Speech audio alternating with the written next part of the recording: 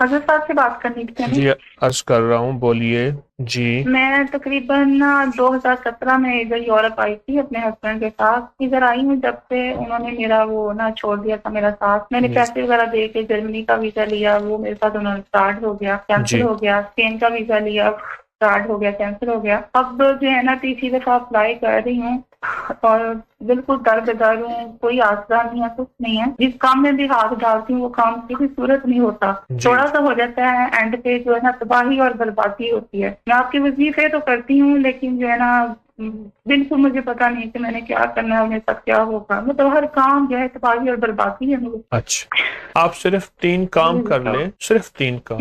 ایک تو 2 نفل حاجت کے، جس کے بعد 3 بار سورت یاسین ہے، صبح شام، ورنہ دن میں 1 بار پڑھیں، لیکن یقین، توجہ، اعتماد اور گڑ گڑا کے پڑھیں۔ ایک تو یہ کر لیں، اور دوسرا سارا دن اٹھتے بیٹھتے اللہم ایاک نعبد و ایاک نستعین پڑھیں۔